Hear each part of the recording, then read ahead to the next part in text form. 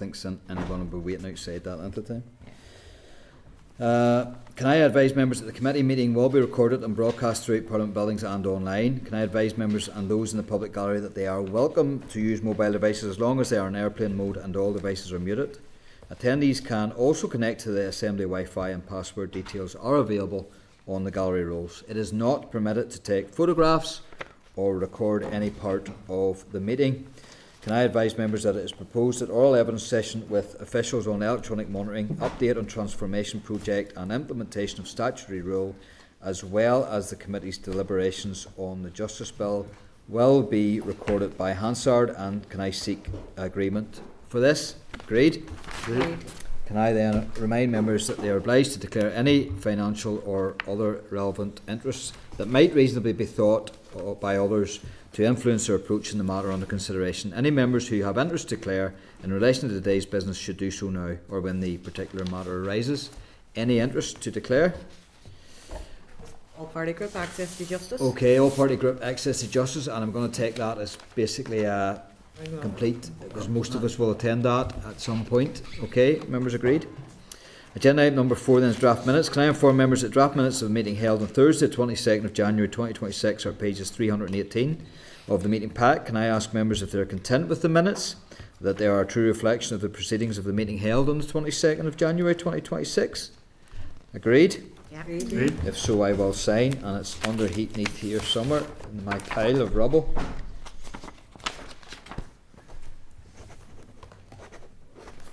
There we go, thank you. Agenda item number 5 then is matters arising. Can I ask members if there are any matters arising from the minutes that they wish to raise? No. Agenda item number 6 then is electronic monitoring, update on transformation project and implementation of statutory rule, Department of Justice oral evidence. Can I refer members to page 332 to 343 of the meeting pack and inform members that today the committee is receiving oral evidence from Department of Justice officials who will provide an update on the electronic monitoring bid to the Public Sector Transformation Fund and on the implementation of a statutory rule to designate a new responsible officer for the delivery of electronic monitoring in Northern Ireland, which was previously considered by the committee. The officials providing evidence today are Michael McAvoy, Director of Community Safety Division, and Matthew Neill, Head of Electronic Monitoring. You're very welcome to the committee. Thank you very much. I hope you didn't have to wait too long out there, but can I invite you then to make an opening statement? Thank you. Thank you, Chair. First of all, thanks for the opportunity to be here to discuss electronic monitoring, and it's just that Matt and I will be able to address any queries the committee has. We had a chance last year, it was actually almost a year ago, last February, to brief the committee on electronic monitoring, so hopefully today will serve as a helpful update. If I may, can I set a wee bit of background on electronic monitoring? Amongst other responsibilities, Public Protection Branch within Community Safety Division has policy, legislative and operational responsibility for electronic monitoring in Northern Ireland, or more commonly referred to as tagging. And tagging is a tool that we use as part of our overall public protection regime. Electronic tags in Northern Ireland are used to monitor individuals either released into the community in kind of two particular scenarios: on bail terms set by a court after a person has been charged with a criminal offence by the police, but before they've been to trial, or as part of conditions in respect of a prisoner leaving custody to serve out the remainder of their sentence in the community under the terms of a licence. At any time in Northern Ireland, there's roughly about 400 people on an electronic tag, and over the course of a year, there's about 1,200 people that will be on a tag in Northern Ireland, and they can be fitted for days, weeks, or months. So it's quite a dynamic picture, quite evolving throughout the course of the year. When we last briefed the committee, we were in the throes of completing a very lengthy procurement exercise to appoint a new provider to our electronic monitoring service, and the department awarded the contract to a firm called Buddy in March 2025, with delivery commencing in September 25. And then during a transitionary period that started at that time, anyone then placed on a tag from the 1st of September went onto the new Buddy tags, and then the full transfer from one provider to another happened. We managed to complete that about a month ahead of schedule at the end of October. Committee members had asked previously, for those that were on the committee then, about a potential loss of jobs that might result as part of that transfer or displacement of local employment. So pleased to advise, as we noted in our update to you, that under TUPE arrangements, most of the staff that had been employed by the previous provider transferred across to the new provider. That was particularly welcome because they were talking about staff that had quite a considerable amount of experience and familiarity with the criminal justice system in Northern Ireland. But he also recruited a number of staff to work directly in the remote monitoring centre, but particularly working on the Northern Ireland contract. So the company now has a Northern Ireland base of operations situated in Belfast, and you know that we're looking to expand the service. So if we utilise that new technology that's becoming available to us, we'd hope that down the line there would be further job opportunities created. The service now being provided by Buddy is like for like, and it's comparable to the curfew monitoring arrangement that we had in place and have had in place for quite a number of years. But a key aspect of the procurement process, part of the leading reason why we embarked on that, was to future-proof the service. So the procurement specifications included a requirement that any new provider would be able to offer location tagging as opposed to just the curfew tagging during the course of the 5-year contract award period. So for the first time in Northern Ireland, we'll be able to avail of GPS functionality and all the possibilities that offers in terms of electronic tagging. We've also included the scope to test things like sobriety tags that monitor drug or alcohol consumption. So in short, we genuinely are looking to transform and modernise the service. The committee, you'll be familiar with the Public Sector Transformation Fund. One of the departmental bids to the fund was in relation to the modernisation of electronic monitoring in Northern Ireland, and ours was one of the original 47 bids, and we were delighted then to be one of the 6 that were recommended for funding. So we secured 2.19 million, and that's to establish a multidisciplinary team, bringing in colleagues from the police, probation, prisons, and courts to fully explore how we might tap into the use of GPS location monitoring in Northern Ireland going forward. Simply, the motivation there is to use that new technology that's available, explore its potential to protect the public, also its potential contribution in the rehabilitation of an offender, and pardon me, possibly to add a tool that will assist in crime detection and investigation.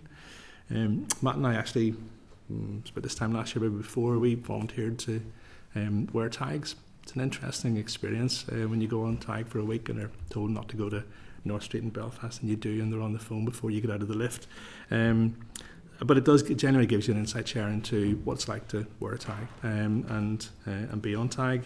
I'll stop there, Chair, if you wish. I could go on and talk to you about GPS tagging and its potential uses and so on, but I can come back to that. So if you wish, I'll stop there and go back to you, Chair. Okay, I'm going to put it out to members. So first up is Ciara. Thank you, Michael, and I was here when you were here approximately a year ago, and as you say, we were clarifying whether our body would have a physical presence here, and likewise in terms of employment, what that would be in the transition. And we're well aware now of this new operations hub established in Belfast, and it's 24-hour coverage, isn't it, and 365 days. Can you outline how many staff have been employed to run all of its operations and office management, including staff training and field staff to fit and remove the tagging equipment, and to provide evidence and reports regarding any breaches and non-compliance? And then additionally, how many staff work directly in the remote monitoring centre in England? Because I knew we had some concern that they were remote working and they only fly over now and again and all that stuff. So that was kind of our concern. What is the staff narration? Are they going to be present here? Are they more accessible, etc.? So you could throw some light just on all the staffing arrangements and then how it's going regarding breaches and non-compliance. Okay. You're probably best placed, Matt. In terms of the staff in Belfast, the centre that they have across the water, and how they're going, because we've had them since 1st of November, so we've had a few months of bedding in, so we're just getting to that sort of business as usual with them. So Matt? Yeah, pretty much. So on the staffing component, you're quite right, there's 2 separate components to it. So we have the field monitoring staff, and to be honest, that was always the kind of service provision in Northern Ireland. So you've got an operations manager governing a team with a few team leaders in it. I don't have the exact complement in front of me, but I think it's around 12 staff in total, and they work on a shift-based pattern, and they are able to then fulfil all of the orders that are submitted through the courts for install, deinstall, and any changes that might need to take place. And then the remote monitoring centre, I think at any given time, has 3 to 4 staff on shift, working shift periods of either a daytime or a nighttime shift to provide the 24/7 coverage. So the way it works in practice, to give you a bit of context, is the individual is curfewed at a particular time. Most of the time that will be the hours of darkness, sort of from maybe 9 at night to 8 in the morning, that kind of thing. So the individual is only required to be at their home address during those hours. So most of the installations, unless it's by prior agreement with the individual, take place during the night time. Yeah. So the field team's really busy period is usually anywhere from sort of 6 at night right through to maybe midnight to gather equipment, to go and complete the installations, to help the individual understand how to comply.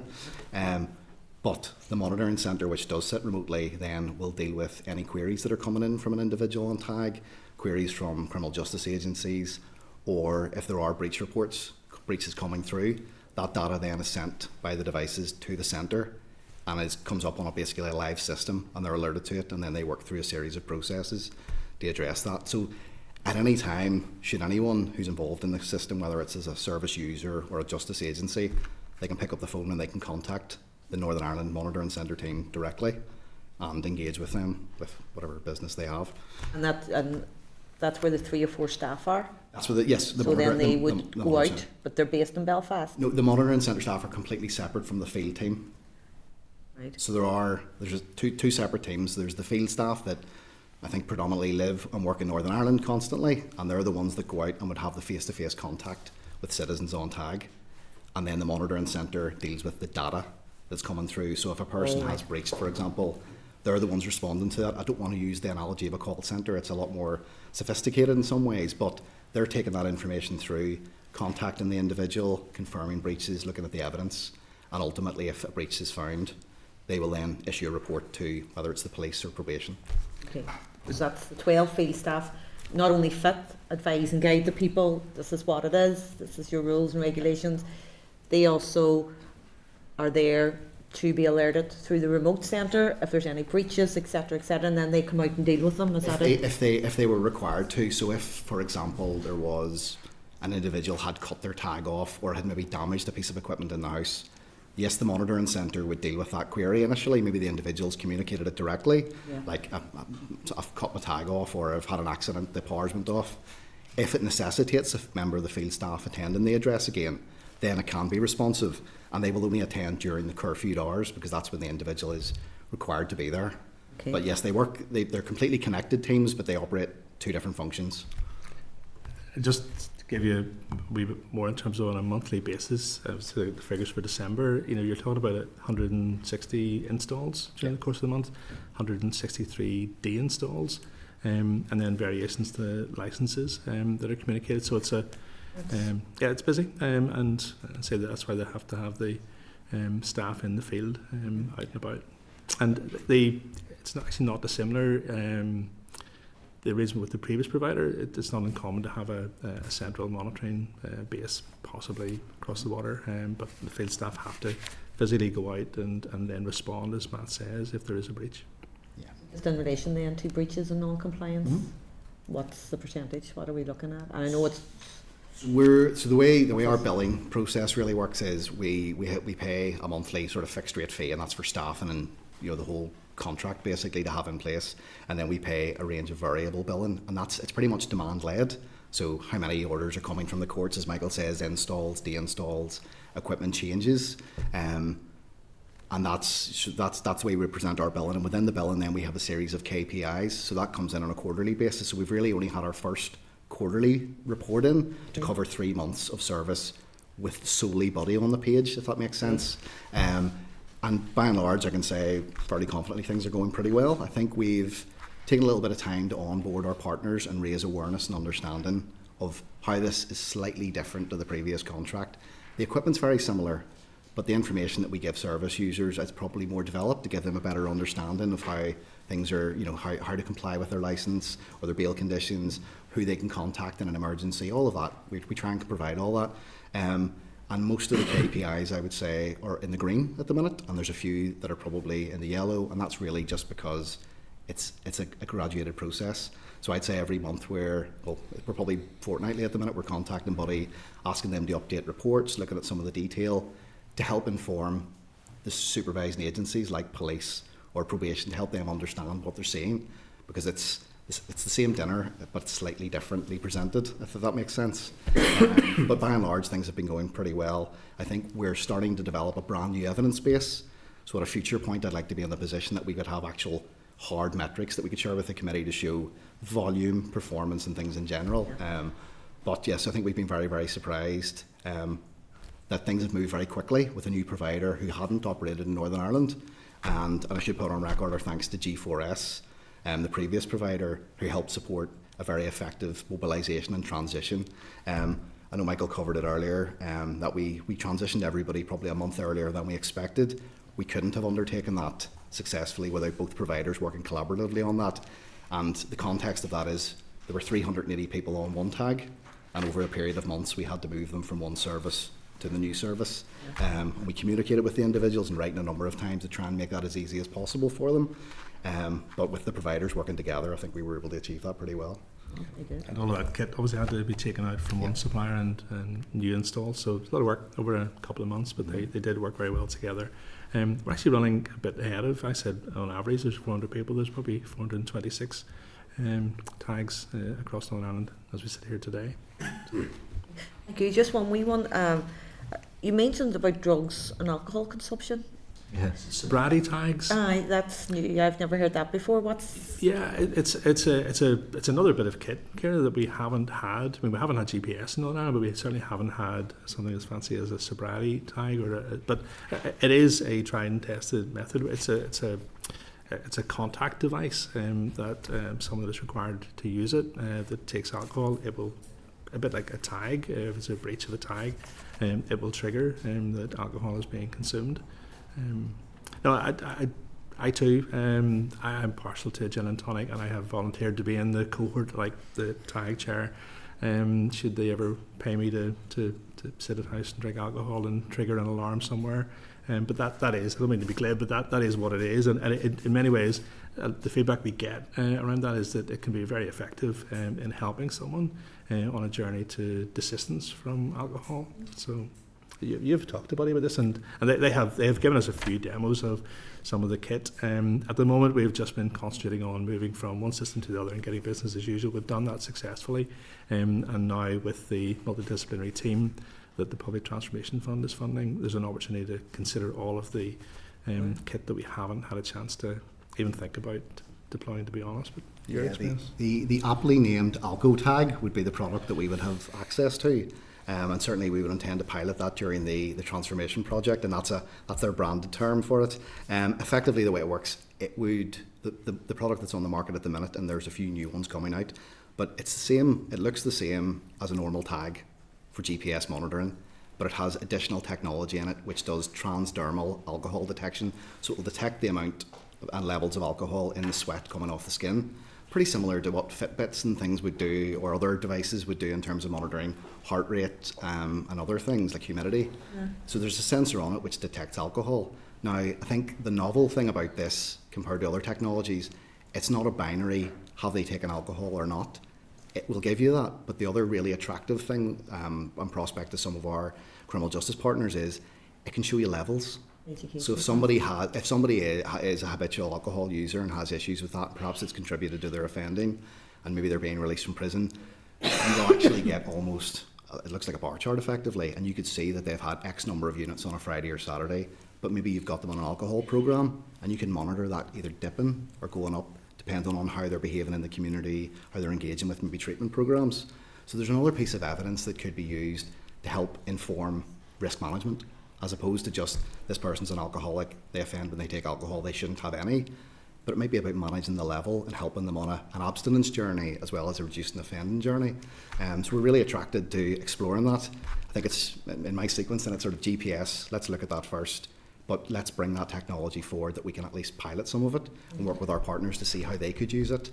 Oh, that's good to know, because I just left a meeting on the minimum unit pricing with a stroke all party group and looking at it, and it's about looking.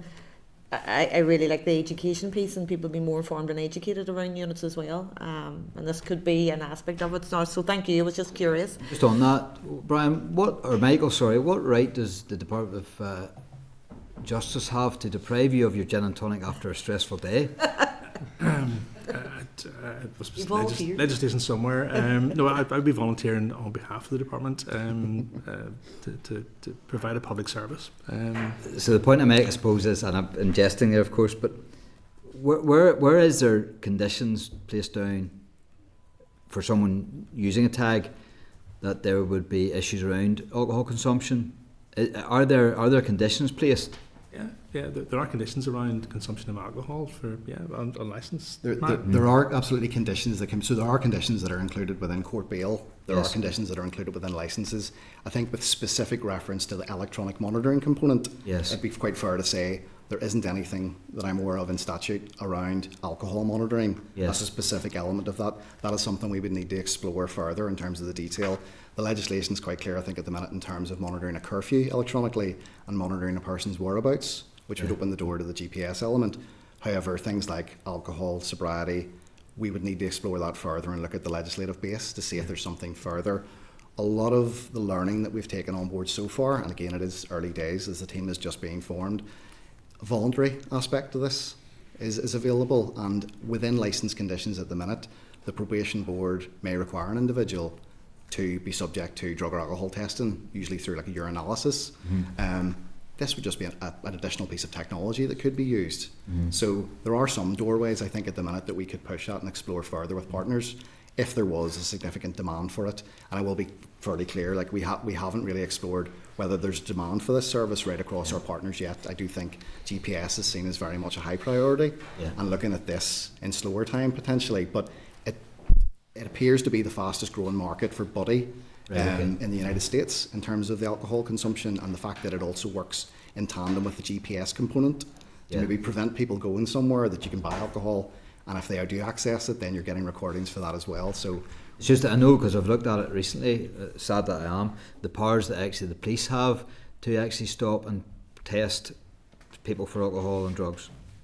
And they're very specific powers within the Police Act, I think it is, and the Road Traffic Order.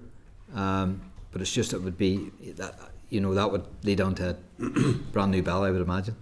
Okay, Brian? Okay, thanks, Michael. Matthew, very, very interesting report so far. Can you explain the main difference between the buddy system and what was in place previously? So did the previous system not use GPS at all? Did it require some sort of detector that was placed in the home? And maybe just, I'll give my other two questions at the same time. So what's the main differences? Where are the savings being made? Because obviously its transformation fund is expected to deliver permanent ongoing savings. And thirdly, do people, those tagged, do they wear it 24/7, or in some conditions do they have the right to take it off, for certain hours? I'll answer the handy one first, Brian. 24/7. And to go back to your first question, the G4S to buddy, it is a like-for-like service we had. It's pretty rudimentary, the tagging that we have on, and it's radio frequency. So it is that base unit in the home, you wear the tag, you have a license condition or a bail condition to be at home from 10 o'clock overnight to 7 o'clock. And if you stray beyond the parameters of that monitoring device, then you will be in breach. But that's all it does. It monitors your conditions to be curfewed, typically at a home address. So we've just simply gone from a like-for-like radio frequency with G4S to like-for-like radio frequency with buddy. But the opportunity is now that we have the funding and the ability to set up a team with partners to explore the functionality of GPS. So we haven't ruled it out. And back to the chair's point, I think we might, Chair, be in a position where we are looking for a volunteer cohort to be willing to use GPS tagging. And as we explore, there's lots of examples to draw on, buddy as a provider internationally, but there's recent conference 34 constabularies in England, giving sort of testimony to the effect of alco tags, or there's another device which looks to me like a breathalyzer, and you're thinking, well, that'd be dead easy, just get somebody else to use it, and that would be handy to bluff that one. But there's an AI component and a camera, and a fingerprint, so yes, they've clearly thought of all of those things, as you would imagine. But we're just straight radio frequency to radio frequency and GPS down the line a bit, Brian. The savings, I mean, you're right, the Public Sector Transformation Fund expect us to make savings. To be fair, we did say to them that it would be more in terms of the benefits, in terms of public protection, if you can set zones where people are limited from going to, and that can be monitored remotely, as opposed to a licence condition that you would have to detect a breach of someone going into a town that they're not supposed to be in, or an area they're not supposed to be close to.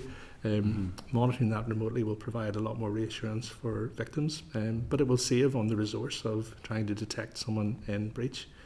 So it'll provide an enhancement to public protection. It'll also potentially help the rehabilitation of the offender, because you could set, the specificity of GPS is phenomenal. You could set parameters around which they can leave their home, go to a course in a further education college, go to Alcoholics Anonymous, and go to a gym, and be restricted from entering Larne or Belfast or leaving Greater Belfast. All of that is possible, and we demonstrated that through the testing as part of the procurement. So that's, hopefully that's G4S to Buddy, the savings, and 24/7. I think the only other additional thing that we won't have previously is GPS. The capacity to have GPS as part of the contract was certainly one of the big add-ons. The secondary part of that is incorporated, so it's like lifetime access to the system. So whereas the radio frequency technology is fairly rudimentary, am I at home when I'm supposed to be, or am I not? And if I'm not there, that's being reported to the appropriate agency. With the GPS element, it opens the doorway to so many other types of monitoring in an appropriate risk management fashion. So live access to the system. So in a scenario where a probation staff member potentially is supervising a case, they're looking at risk management, and they're engaging with the individual, and maybe they're being given a narrative of what they've done this week or how they've behaved. That can all be confirmed and validated using an evidential tool like the GPS piece. If an individual is given, say, a period of the ability to travel to an area, to go and engage in like an alcohol program, or maybe they're engaging in going to a funeral where they wouldn't normally be allowed in that area, perhaps. Did they behave? Did they validate the terms of their agreement to be released to that area for a brief period of time, or did they fail to comply? And that can be reported back. And it's a digital solution to physical monitoring. So there's a number of bail or licence conditions that are used by agencies at the minute that it takes third-party reporting almost, or CCTV evidence, like was that individual outside their victim's home? Is it a he said, she said? Well, actually there'd be an evidential base and a piece of technology there which is reporting to a live system, which would look like a map on a screen with different alerts, and you would be able to then look at, where was this individual at 3 o'clock, where are they at 3:05, are they loitering near this school? The volume of information that will be available to agencies, we obviously have to safeguard that very carefully, but it should open the doorway to a lot of other risk management possibilities. Okay. So having access to that live, as opposed to getting a report after the fact, is another big change of the contract. Okay, so again, I'm just trying to, my understanding of where we are. So we've changed from G4 to Buddy, but the GPS element hasn't been activated at this stage. No. Is that right? But it can be added That on was in the a key new bit system. of the procurement, that they had to have the capacity to roll that out. Whenever we were ready to take it, they had to, it had to be a firm that had the capacity to extend that service to us. And part of the procurement was testing their ability and their track record in doing that in other jurisdictions. And is that going to happen then? Or does a decision need to be made either by the Assembly or by the Minister, or is the intention to move into that? The intention is to move, and that's part of the public sector transformation. So that will be happening?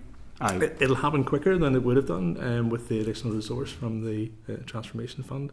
And there is, I mentioned, there is a victim component there, because if someone, take one example, a perpetrator of stalking, a victim of stalking is going to take more reassurance than being told that that person can't go within a mile of your last known home address, your last workplace. Well, if they know that that can be monitored remotely and a breach of that can be detected, I imagine it would give a lot more confidence. But the other thing it really is important for me to say, Chair and members, we're not heading towards the Truman Show. This is not like a Bond villain's lair following people all times everywhere. It is specific to the particular lawful purpose, the bail condition, the licence condition. It's not surveilling people. It is using technology to be able to monitor their compliance with a set of conditions. Can I just add to that? Could it be used then for PAPANI arrangements too, with regards to sex offenders? Yeah, there's no doubt ending violence against women and girls and serious sexual and violent offenders is a particular cohort of individuals that I have no doubt that whenever we have the team on board, and we're literally weeks away from having a dedicated resource from the police, from prisons and probation joining Matt and the team to think their way through all of this. So that will certainly, in answer to your question, Brian, that will give us a spur to investigate all the possible scenarios where we could use it. And we're looking to identify a cohort of offenders that you could roll it out and test it. There's lots of examples. If you go to the south of England, they're particularly interested in high-end shoplifters. That's not going to be a priority for us, but I could see why keeping someone out of Sloane Square might be a prolific offender, might be important to Constabulary the Met. It'll not be our focus, but we will be looking to see where we could get maximum benefit for victims, for public protection, and then for rehabilitation. Okay, thank you. Aoife? Thank you very much, and thank you for your briefing. It's been very informative. So the department indicated it would hold monthly and quarterly meetings with Buddy alongside reviews of service data to ensure full effect is being given to monitoring orders. Can you confirm if these targets have been met? Yeah, absolutely. So actually, we're probably doing more than what we would normally be required to do through a contract, because this is a brand new contract which commenced in September, and we had a mobilisation period.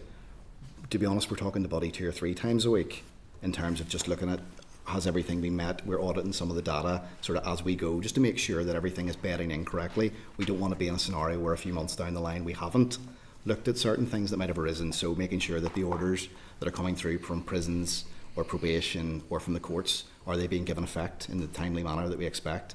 Are the reports being issued in the right time? And then, as I said earlier, the variable billing that we get in on a quarterly basis to look at all of that, we can match it against the data, and we do more than a 10% check to build that in. And what, if any, feedback have been received from criminal justice organisations and partners around the new service provider since the transition? Yeah, so the feedback we've received to date, and we're sort of building meetings in with our service partners as well. I was actually down with the probation board this morning to talk about EM. The feedback has been that this is a similar service, but the reporting, it looks different. So their interpretation of it and trying to make that clear. So within the first few weeks, we were trying to streamline a few pieces of narrative on the breach report that is issued. So it's issued by way of an email to the appropriate agency. So if it goes to police, it goes to Central Part and Police, and then they task it out. If it goes to probation, again, it goes to Central Probation Point, and they give it to the administrative team that deal with that offender. We took a bit of feedback in terms of just how the breach is reported. So is it clear that the individual left their address at a particular time? Some agencies wanted to know, well, when did that person come back? Which is additional information we have. It isn't required through the contract to tell us when they're there, but agencies find that useful. Was it a 15-minute breach? Was it a 40-minute breach? Were they away overnight? And Buddy can now provide that to them on request, again, 24/7. They can contact them directly after receiving one of these reports and get that. So the feedback has been that it's a very similar service. There's a lot of interest in the GPS element. I think frontline folks, and we're working with the management teams at the minute, we would like to do a bit more engagement around EM broadly. We think that the understanding of it, probably because this is a new contract, they expect that it's going to be identical in terms of the information they're looking at to what Buddy had presented, to what G4S have presented previously. So it's a little bit of an education piece. It's the same information, the same data, slightly different presentation, and just making sure that they can be confident around that. So we have a bit of awareness raising and understanding and training to do with some of our partners around that. But by and large, we've received relatively reasonable feedback. I think they like having access to the system through us at this stage to contact and to verify, has an order been given effect? Can we just confirm that? Yes, when was my service user tagged? Can you confirm that? With probation, can you give me any additional information in terms of the time when they left their property on a certain date? Things like that. So on a very sort of case-specific level, we're getting that feedback, but we've built in kind of feedback loops and regular meetings now with management teams to allow for that process to happen. And I think as time goes on, we'll evolve things, and we may need to review the contract. We've built in a fixed review period for the contract every year anyway, with a formal 3-year review of all the terms and conditions, right down to the really granular data. And then the contract itself is a 5-year contract, with the opportunity to extend for a further 3 years and 2 years after that. And I presume have the KPIs been met to date? The majority of the KPIs have been met. Okay. Yeah, I haven't got all of the data in front of me, but the majority of it has been met. And anything that we have identified so far in terms of minor slippage, we've been very quick on it, but Body have been very responsive to any engagement. So some of the things, we've moved the goalpost slightly in a few areas to look at, is there any additional data that could be provided to service users? Could there be information being given on the reports to probation that police wouldn't need, but maybe probation would like? So we're adapting some of the things as we go. But I have to say, performance has been very, very good so far, and we'll continue to monitor that in conjunction with our partners in CPD, to have regular meetings to look at all of the terms and conditions within the contract. Yeah, no problem. Thank you, Chair. Okay, Emma. Thanks, Chair. Thanks to you both for your briefing and answering questions so far. My question is just around the specifics of the costs and the timing. The multidisciplinary team can see in the notes that we've got 2 independent experts. What is the specific cost around those? And I know it says, and you said that we're weeks away. Is it as close as that? Yeah, those are 2 academics that we were keen to retain to provide. They'll perform a role, Emma, of critical friend and bring subject expertise to the multidisciplinary team. The team itself will be in place with the appointment of someone from police, probation and prisons, and we're weeks away from that. We've identified the 2 academics and we've had conversations with them. I think we've formally signed a... Yeah, we have a couple of sort of consultancy agreements to form with their universities respectively before we can officially announce all the details on that, but we can write to the committee and confirm that at a later stage. But we've had very good conversations with them informally, and they've agreed in principle. It is just a case of signing a few T's and dotting I's with their employers, but they're very eager to participate, and I think we're getting... I should say, maybe expertise if the costs are modest, and you say, Michael, what's modest? That's a very nebulous term. We're not talking tens of thousands of pounds, we're talking about single figures. They're retained to provide expertise. They are Scotland, England based. One has done a lot of work with the department in Dublin. So they're available to us for meetings to provide assistance to whenever we perhaps identify a court to have a conversation with them about how because they're expert in the field and they have seen this work elsewhere. So they're bringing information to us. They're sitting across our plans and helping us roll those out. And they are providing a degree of independence. And they will provide that independent overview. And I'm not going to characterise their contribution as second guessing the department. We don't mind because we want to get this right, and there's a lot of eyes on the Public Sector Transformation Fund. The money was hard fought, and we want to make a success of it. And so they will be available to provide an evidence session to the Transformation Board as they sit across the work that we're doing. So. Thank you. Okay, Morris.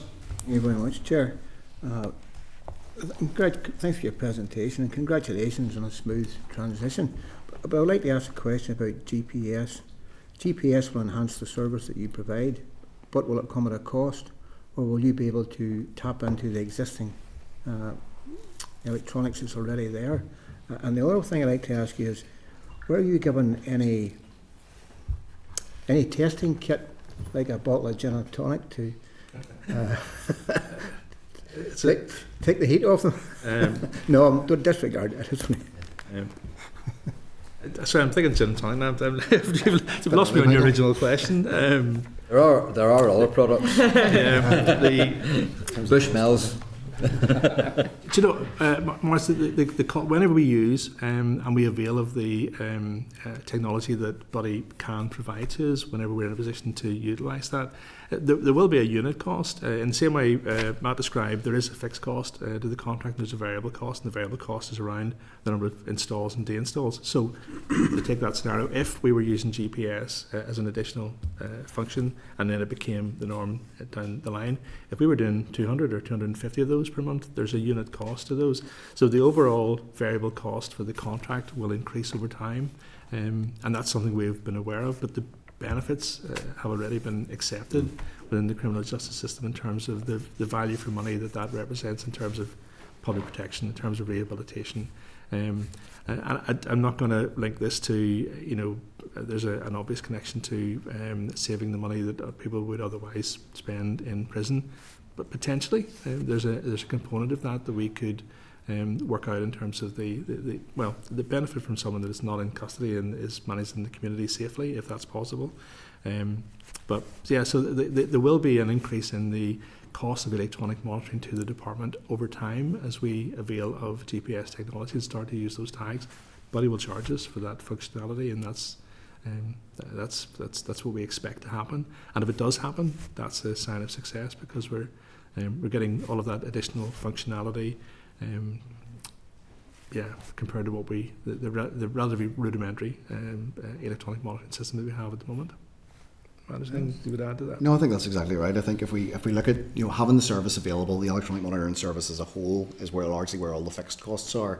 The variable bill that I mentioned earlier, if you think of one as the line rental and one as your minutes usage, there's going to be a lot more resource to monitor somebody on a GPS tag 24/7 a day than there would be for somebody on a curfew tag with specific conditions. So there's a commensurate increase in the resource, but the benefits of that in terms of risk management, it may equate to savings elsewhere in the system. We would need to bottom some of that out probably longer term, but having a GPS tag available, that's built into the contract at the minute. A tag is a tag almost for the GPS and the RF tags, but it's the daily monitoring charges per person that would change. So I think modest increases in the monitoring costs, but I think that could be balanced against the risk management that's being deployed and potential savings elsewhere in the justice system in terms of the physical monitoring of them, as the technological element is maybe taking away staffing, frontline staffing resource, and allowing them to deal with issues by the evidence being presented to them, as opposed to having to maybe formally investigate that. It's an excellent idea. The daughter stuck something in my phone. She knows where I'm at 24 hours a day, 7 days a week. So, yeah, works. Same thing. And you're free. Patsy? Thanks very much, Chair. And thank you for your presentation. It does raise some interesting elements. One, just to contextualise where I'm going, often, thankfully not that often, it comes up here where a victim has only found out that a serious offender has been released from prison unbeknownst to them. Now, I was thinking as we spoke there, instances of serious offenders, stalkers, paedophiles, people who present or potentially could present a very serious risk of re-offence again, being released or from prison and being tagged. Now, that's to my mind where the GPS would be a significant factor, potentially at the direction of a court or whatever methodology you would use for that. But here's my question. If they are out on a GPS tagging device on them, right, and the alert goes that they're somewhere where they certainly should not be, and that is, it could be outside a school in the case of convicted paedophile, or worse again, outside the home of their previous victim, which has raised all sorts of concerns, or would raise all sorts of concerns, were that victim to know they were within 10 or 15 yards of their home. Can you talk me through, say for example, in those issues or those circumstances where there is either a perceived or an actual very high risk to the victim, what happens if that alert goes? We'll take it with GPS, if you had the GPS. What happens if that alert goes off? Hey, this guy is certainly nowhere near where he should be, and this is going to create, this is red alert here. So we'll just take it to that situation.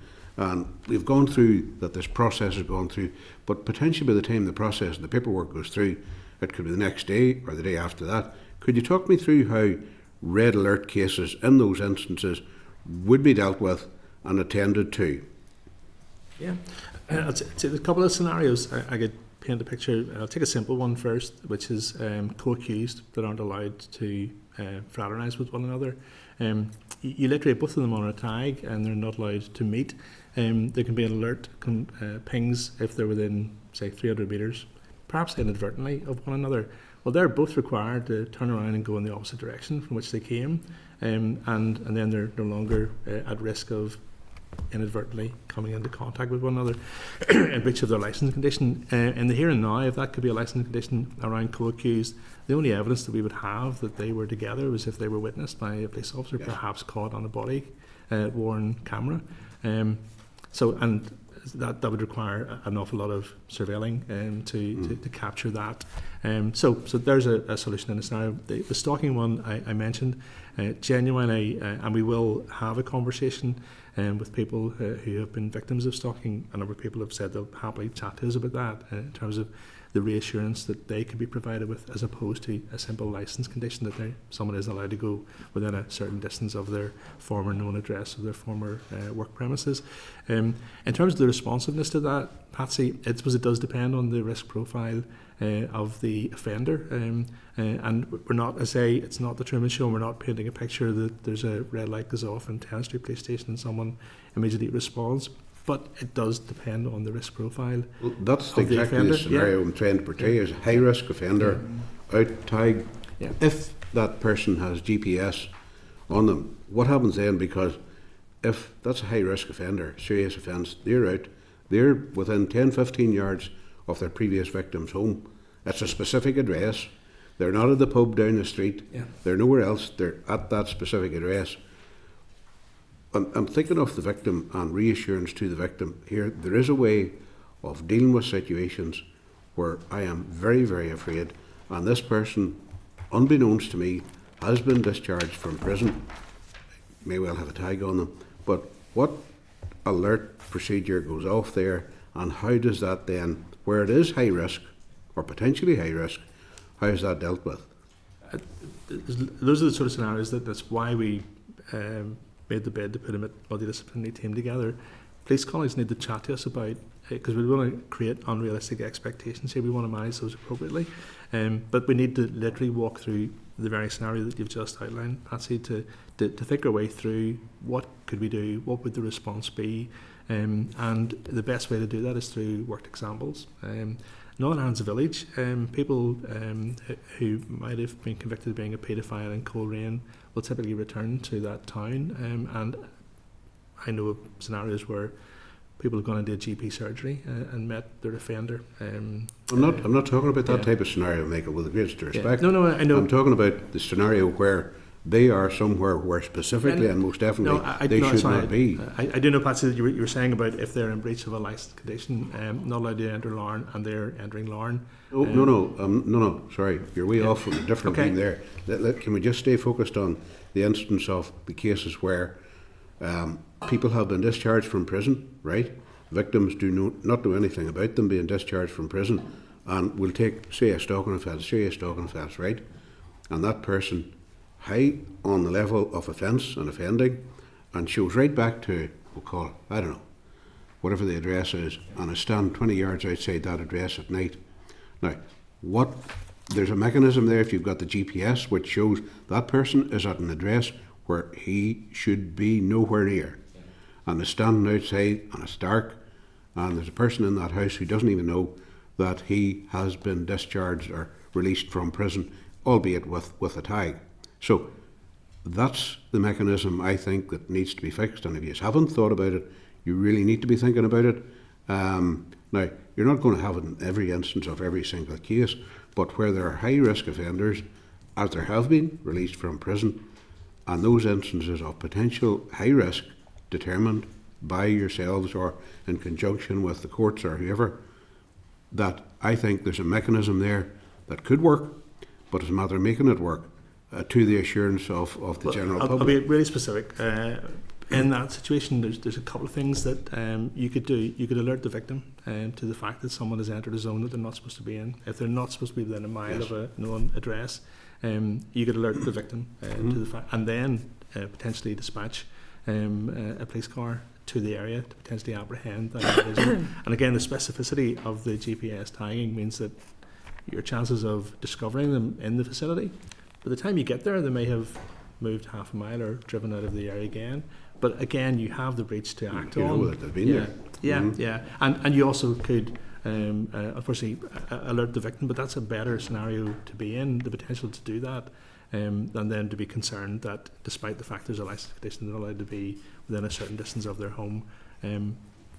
There's a mechanism to alert them if there is a breach in that scenario. So that's exactly the sort of sample or example that we're looking to sort of think our way through, and then again to manage people's expectations, make sure that we don't overpromise and underdeliver in terms of the response to that scenario playing out. Okay, Yeah, right, thank you. My understanding, just for a bit of additional information, is that police at the minute have, for example, have service instructions on how they deal with a breach of bail, and that's a graduated approach based on the police's operational consideration of those cases. So I think by having our embedded police officer working directly with us on this project, I expect that we will have some sort of subset or a document around that to cover that exact scenario, where there's a process where the red alert goes off, or maybe with an orange alert first. Yes. What happens next, the operational response to deal with an issue or to safeguard a victim, that's absolutely on our agenda and radar. We think there's probably some operational considerations. What do police say at the minute? Is it the same as a 999 call, or is it something a bit more graduated? And likewise, about 10% of our cohort are on probation. So what do probation need to do as well when they receive that alert through? Do they contact police? Do they contact the registered victim if there is one? Are they able to take any other additional steps? And again, we're going to have an embedded probation manager for that as well, to help develop those processes. And just one thing, if this is happening late at night, as it may well do, and probably will do, your probation officer who deals with that case may not be available and probably won't be available. So it's back to how you work through mechanisms of information. Probably ringing the victim mightn't be the right call to say that guy's outside your house. No, there's a range of absolutely. There's a range of scenarios that I think other jurisdictions use if they don't have 24/7 probation cover, and again, that's something we will have to explore. But my understanding is 2 or 3 practices that I've talked with, they have almost a response plan for every individual. The what if and what do you do, that's all worked out before they're even on the tag, allowing you don't have to start thinking around, well, what do we need to do?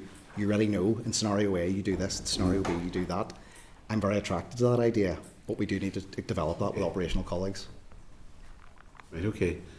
Thanks, Chair. Thank you. That's no more questions from the floor. So again, Michael and Matthew, thank you very much for your attendance here today. It's a very fascinating subject, one we'll keep an eye on for the future.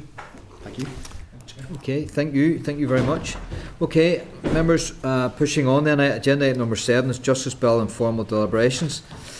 Again, the purpose of this session is just to put on record what we had discussed earlier, and basically we need to put on record the fact that within Part 1 and Part 2 of the Justice Bill, which we have deliberated on informally, we have concerns around photographs not being included in the biometrics. Some of the smaller end of retention, the 2 years, 3 years, for penalty notices and for not being convicted. We have concerns around that. The review process itself for the biometrics, and then obviously the need of a commissioner and his independence, and then the relationship with the Chief Con. Also another issue was the right of the Chief Con then to go to court for a further extension of retention. Part 2, there was issues around custody officer and how they assess maturity, and whether we deliberated on whether we needed to add vulnerabilities to that. An issue around clause 33, the commencement of that with regards to bail accommodation. Also, when the child knows his rights re-bail and the roles of the custody officer in that. And then obviously the robust monitoring of the new youth custody and supervision orders, and also then at the age in which that kicks in. So to put on record and to place notice to the department, we will be writing to the department to alert them to the active consideration of the committee around amendments on the photographs being included in the biometrics retention schemes, the vulnerability of children when it comes to bail conditions with the custody officer, and then review mechanisms for both the biometrics and then obviously the youth custody and supervision orders. So that's it, placed on record, members. Okay, content to move on. Clerk, are you content with regards to that? Yeah. Okay. Can I advise members then that the following 3 agenda items concern statutory rules to amend the remuneration payable to solicitors and counsel for criminal legal aid in the Crown Court, Magistrates Court cases and civil legal services respectively, and County Court appeals. The Clerk has provided one single memo covering all 3 of the rules, and this can be found at pages 3, 4, 6 of the meeting pack. The examiner has reported on 2 of the rules, and her report is included in the table pack beginning at page 3. So we will go through these items. Agenda item number 8 is SR 2025/197, the legal aid for Crown Court proceedings, costs amendment rules, Northern Ireland 2025. Can I refer members to page 349 of the meeting pack? Can I just say, members, before I go on any further with regards to these 3 issues, I find it quite incredible that the committee considered these back in May, and we're now only going through this process now. So it illustrates that the cogs turn very, very slowly within regards to this. Now, these things will be backdated, but that's not the point. The point I'm making is the machinery and the mechanism of governments here, and how that the department only see fit to bring this to us now after us already considering it at the earlier stages in May. So I'll just put that point out there. I know that the department listens. Advise members then that the department has made a statutory rule to amend the legal aid for Crown Court proceedings, costs rules, Northern Ireland 2005 to make provision for the following changes. General uplift of 16% to legal aid fees in the Crown Court, provision for indictable only offences at the Youth Court to be remunerated by way of the 2005 rules, enhanced travel rates, and amend the upper and lower thresholds for interim payment of disbursement and remove the requirement of a disbursement to be discharged before payment. Can I remind members that at its meeting on 8th of May 2025, the committee agreed that it was content with the department's proposal to make the rule. Can I inform members that the department has advised that there has been one minor policy change since the SL1 was considered by the committee way back in May. The rule now specifies that where a legal representative may claim mileage for a journey, the mileage rate to be paid is 45p per mile. This proposal was included in the policy consultation, and at that time it was thought that the change would be made through guidance rather than legislation.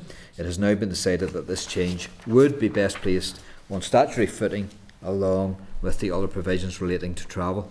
The rule is subject to the negative resolution procedure and came into operation on the 7th of January 2026.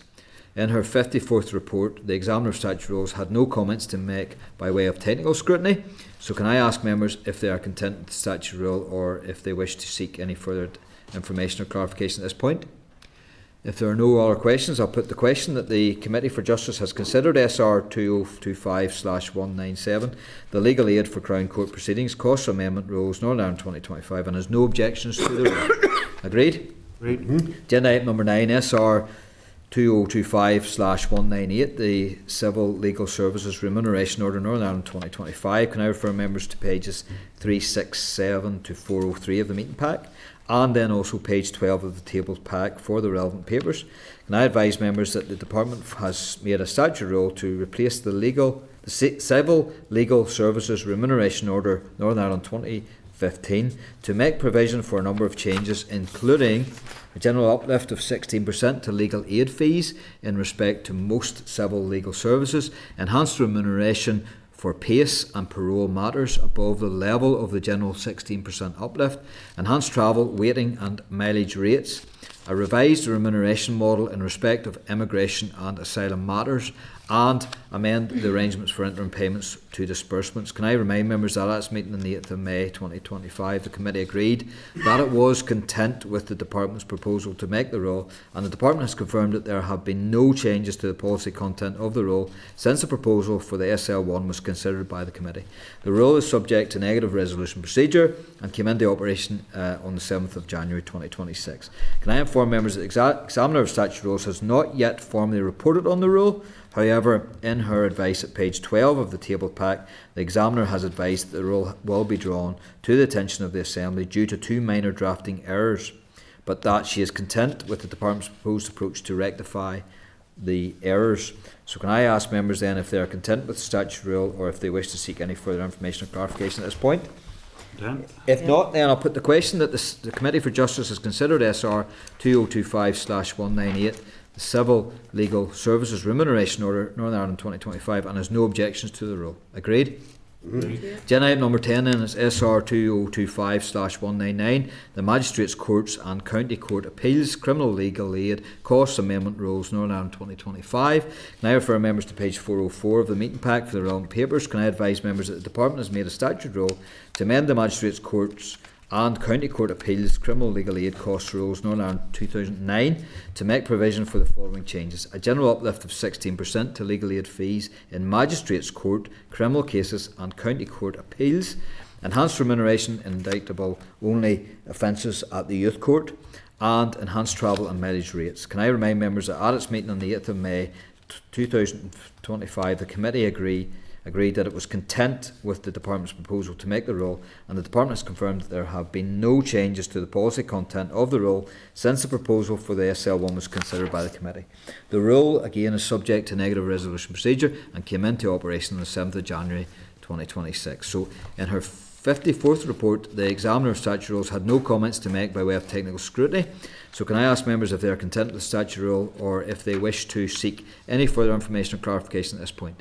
If not, I'll put the question that the Committee for Justice has considered SR 2025/199, the Magistrates Court and County Court Appeals Criminal Legal Aid Costs Amendment Rules, Northern Ireland 2025, and has no objections to the rule. Agreed? Agenda item number 11 then is the sentencing bill, the pre-legislative scrutiny correspondence. That's our next big one, folks, after the Justice Bill. 11.1, a correspondence from the Commissioner for Older People for Northern Ireland. Can I refer members to pages 415 to 418 of the meeting pack, which contains correspondence from the Commissioner of Older People in response to the oral evidence session with officials on the 27th of November 2025 on the pre-legislative scrutiny of the upcoming sentencing bill. The Commissioner has raised concerns that the bill will not include age as one of the characteristics protected under its hate crime provisions. The Commissioner asked that the committee consider the inconsistencies and implications of that the provisions for hate crime in the bill do not extend to all the characteristics set out in section 75 of the Northern Ireland Act 1998, and does not include the recommendation of Judge Marnin's independent review of hate crime legislation in Northern Ireland. The age should be concluded among the characteristics protected by hate crime legislation in Northern Ireland. So can I seek members' agreement to forward the paper to the Department for a response? And can I ask members if they wish to consider inviting the Commissioner for Older People to give oral evidence during the committee stage of the sentencing bill? Yeah, Ciara? Yeah, just one other one, because I'm conscious, I think, of the previous consultation and all on this, and there was a kind of cry that the department would go and do a consultation on age. So I'd like to ask, what has the department done over the last couple of years in relation to the age element of it? Have they carried out any? Since Marion? Yeah. Marnin. And also to remember that there is this clause within the sentencing bill that gives them the powers to bring secondary legislation to add to the existing 4 groups. So just be mindful of that, members. Are members content then that once we get to the committee stage that we'll invite the Commissioner? 11.2 to 11.5, Department of Justice update on the sentence bill. We'll refer members to page 14 to 136 of the table pack for the relevant papers. Can I inform members that the Department has written to advise of the Minister's intention to introduce the sentencing bill during the week commencing the 2nd of March, subject to necessary approvals. Members will note that an earlier letter was received advising that the bill would be introduced during the week commencing the 23rd of February. though the department asked for that to be disregarded and replaced with the corrected version. Can I advise members that the Minister also wrote to advise me of the expected date of the bill's introduction and provided advanced copies of the bill and explanatory and financial memorandum for information. These were provided in confidence and have been marked as restricted in the table pack, so members are asked not to share these documents at this stage. We will get the bill in good time, members, once it goes through first reading. Can I ask members then if they are content to note these updates or if any further information or clarification is required? Okay. Agenda item number 12, Judicial Pensions Amendment Regulations, Northern Ireland 2026, consultation, Department of Justice written paper. Can I refer members to pages 419 of the meeting pack for the relevant papers? Can I inform members that the Department of Justice has provided a paper advising the committee of the Department's intention to consult on draft Judicial Pensions Amendment Regulations Northern Ireland 2026 that would amend the Judicial Pensions Regulations Northern Ireland 2015 and permit the recovery of outstanding backdated pension contributions. The proposed changes will be taken forward by regulation made under the Public Service Pensions Act Northern Ireland 2014, in accordance with which the Department is obliged to consult with the persons or representatives of the persons who appears likely to be affected by any proposed amendments to the NIJPS, which is the pension scheme. The Department is therefore proposing to issue a targeted consultation on the draft amendments for an 8-week period to seek views of interested parties.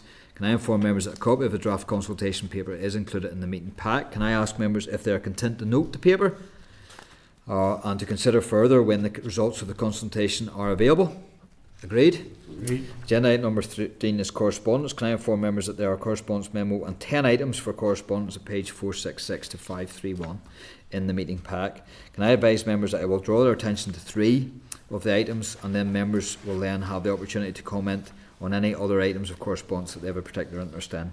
13.6, can I refer members to page 482, which contains correspondence from a former police officer who is raising their concerns in relation to a Northern Ireland Audit Office report on duty, injury on duty awards published on 10th of March 2020 and subsequent evidence provided to the committee by officials from the Department of Justice. Can I inform members that the correspondence raises a number of questions in relation to the recommendations of the 2020 audit report on evidence given to the committee by Department of Justice officials on the 19th September 2024 and the consistency of guidance published by the Department in relation to injury on duty assessments. The majority of these questions require a response from the Department.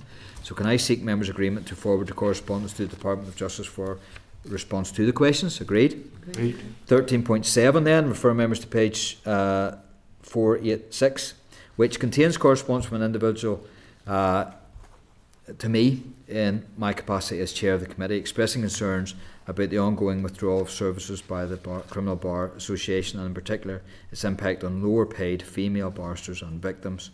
Can I seek members' agreement to advise that the committee is not a party to the ongoing negotiations to resolve the dispute and that her correspondence has therefore been noted?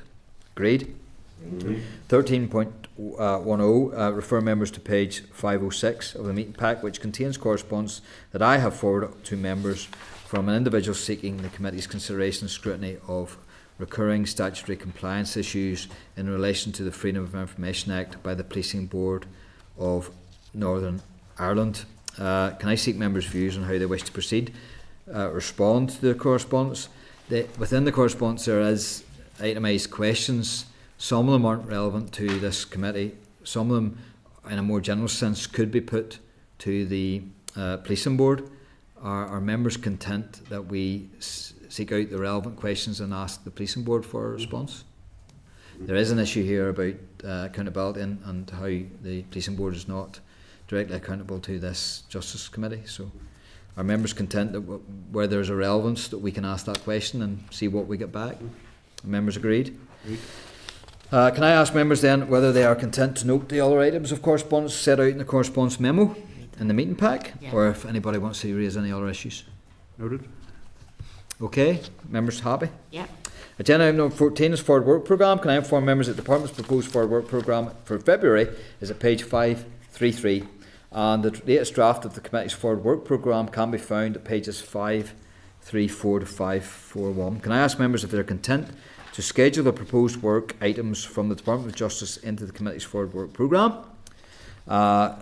Okay, members content? And can I remind members that the Justice Minister will attend next week's meeting? The Clerk emailed all members to ask if they could indicate if there are any particular matters that they may wish to raise during the session, and that's by 2 p.m. tomorrow. So whilst this will help with preparation for the session, it will not preclude members raising other matters on the day. So don't think that once you log in issues that's what you have to stay with. But if you have anything in advance, get it to the Clerk so we can pass it on to the Minister in good time and give her the courtesy of getting fulsome answers for us. Any other member wants to raise that issue or any issues now? Agenda item number 5 then 15 is chairperson's business. Advise that there are no, I have no business. Agenda item number 16 is any other business. Does anybody want to raise anything? No? Okay. Agenda item number 17, date, time and place for next meeting. Please note, members, could I advise that the next meeting may take place at 1:30? Simply because the Justice Minister is coming, and simply because we are now in the nuts and bolts of the informal deliberations. And that half-hour period will give us time to crack open another part of the bill before the Minister comes, and then just get something cleared off the decks, because we are going to be pressurised for time. So if you are content, and we won't make a habit of this, but maybe if you'd want to meet at 1:30 next week as opposed to 2. Okay? Okay, I then declare the meeting adjourned. Thank you.